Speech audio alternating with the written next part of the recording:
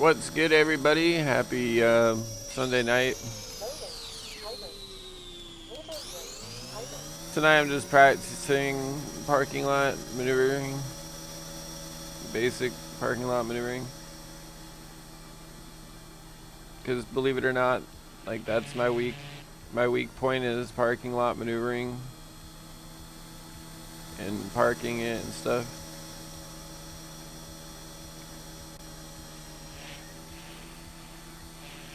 I was saying like tricks are like doing maneuvers like that, or it's just a matter of like it's the same every time, you know. So it's like once you've done it, once you keep doing it, it's easy, and that's the same with the parking lot skills too. But I have not mastered them yet on this, especially on this scale, which is my real one, like the one I own in real life. I own an MK2. They don't have the MK2. This is an Explorer. The same class and whatnot, but so the blade diameter is different. This is 173. My real life blades are 190. So this one's more agile. It has less pop under cyclic changes and stuff. It has less pop to it, but it turns faster like this. Like these rates are faster. It changes attitude faster, but it has less pop, and that's what happens with. There's some other things that happen with blade size change, or they call the disc size. They'll call it the disc size of the head, the blade.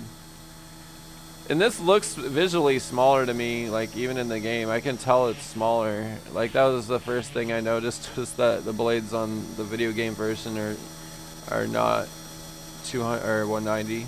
They could be, I could tell instantly that they were smaller. It's a beautiful machine though.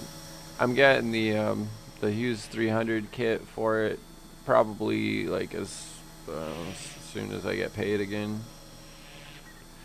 Like I still have to budget myself. I don't buy stuff like just because I feel like it.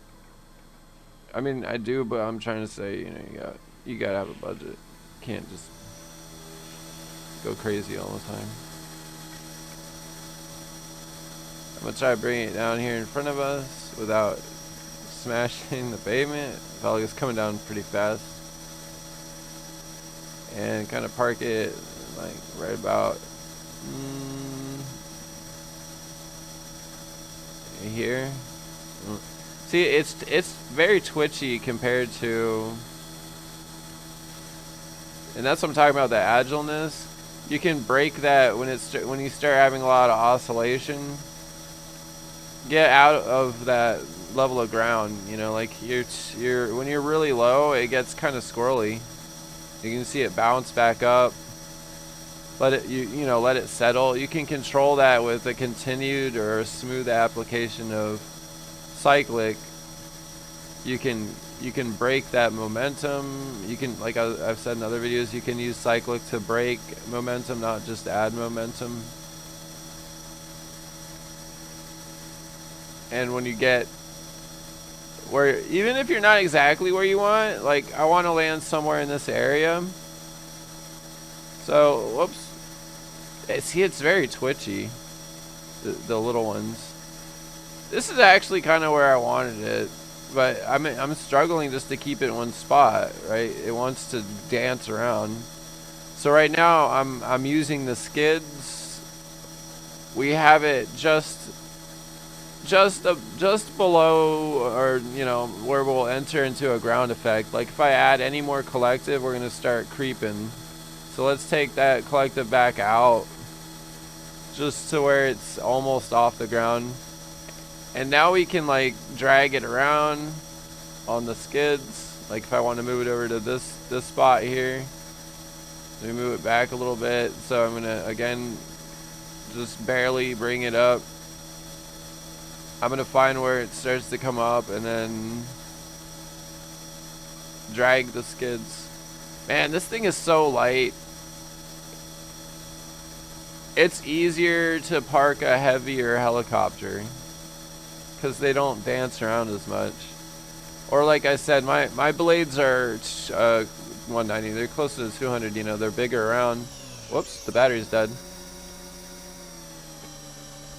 So that equates to slower response, or, you know, like when you change the attitude, it takes a little bit longer. You know, also think you have more, you know, more gyroscopic effect going on there. And like I said, that means like those, whoops, those rotations happen faster on this one than they would in real, or on my real one.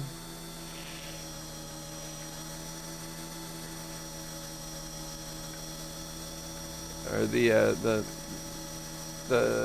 pop rate is actually faster on mine. It just feels smoother.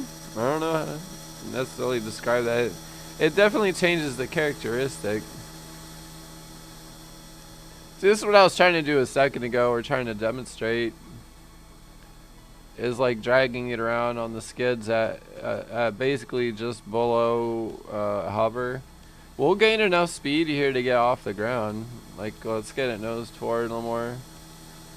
A little more, like, okay, so we're going about 10 miles an hour. If I pull back on cyclic now, we're going to come off the ground.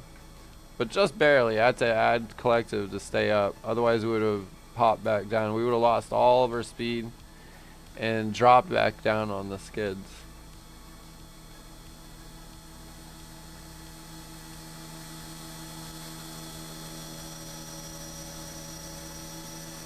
See, that's actually more realistically how I would come in and land. You're gonna do it as like a full one movement, and then like, let's say actually I want it up here, you know, then you might go ahead and slide it around and move it to a new location. But that one fluid motion coming in for a landing is more like how in reality how you'll end up coming in and landing. And you'll probably hit the spot you wanted after so many landings. Like with the helicopters I'm familiar with, I'm gonna come in and park them, like, you know, like that's it. That's where I wanted it. Like that's where I was looking at.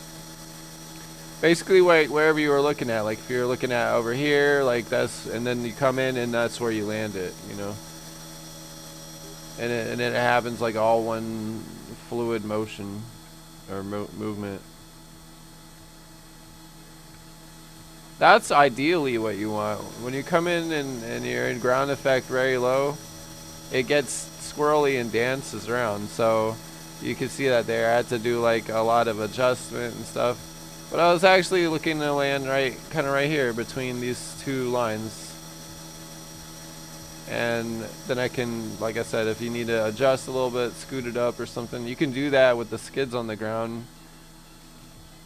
And it helps keep it from being squirrely and moving around where you didn't want it to.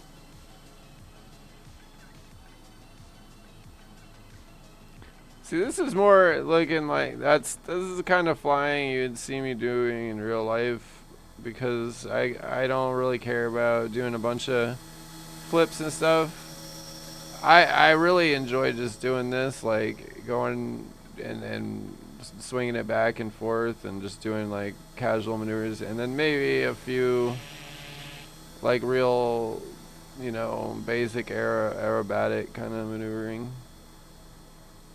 And that's just because it's fun. But I don't want, it's not like something to just sit there and do it for an hour and just do flips all day. Just enjoy seeing them fly, and then like that, just understanding the what's happening there, and you get locked in, you get zone locked in, or whatever you call that, flow state, and then that feels like zen, you know, like it's like crack when you're locked in, you know, not worried about anything else. You're not thinking about work tomorrow or whatever. You're just thinking about that right there. You're just thinking about the helicopter in the air, and it's doing what you want it to. Like without effortlessly doing what you wanted it to do.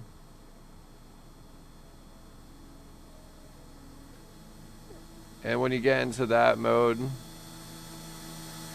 it's like life is good. Whoops. Battery's dead. We're just emergency landing. You know, earlier I was practicing cutting the rotor on flight, or the main motor in flight. And it actually does do, you can bring it in hover, or ground, what do you call it, auto rotation. I mean, you don't get a lot of, you have to get it right, you know, like it's actually best if you came in and did like a runway landing, if you're in auto rotation, and you want to be pretty aggressive on the descent. These blades are smaller, like mine are bigger. I'm thinking they'll carry a little more momentum, and provide a little more lift at the end, and like at the very end, as you come in on you want to come in at probably a pretty aggressive, like a 10-degree descent, so what do they call it, glide slope, like 8 or 10%, pretty aggressive, like double what you would normally see an aircraft doing, a fixed wing. So you want to come in aggressive. So on this one, I'm saying, so that keeps the blades rolling. High rate. Let's go ahead and reset. And then at the last minute before you hit the ground, you'll want to keep collective, maybe just above neutral while this is happening, and then you can try to use that last bit of energy to keep it from hitting the ground. Let's try to do it. I don't know how lined up with the runway am, so there we go. That was an auto rotation landing, and you saw how much time we didn't have. I cut it off, and we had forward momentum. So there's conditions to auto rotating it. Like, let's say, let's let the blades come up, RPM. Like, let's say it happens here. Okay, we didn't break it, but I had more limitations to what I could do there to save this. I had to do it differently. But if you were flying in forward flight and you had speed, you can do that.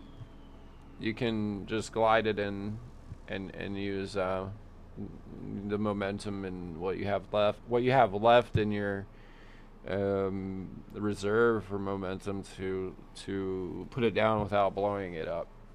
It's harder to do it on the little one. I doubt, maybe you could do it on an M1, you know, as small as it is. It's gonna run out of it just runs out of momentum faster. So let's cut the blades again.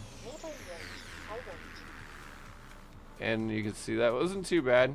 But we only get a couple more seconds to put it on the ground, you know, depending on altitude and speed. I guess I'm gonna stop the video, and I'm gonna continue practicing, but I don't need to make these videos forever long.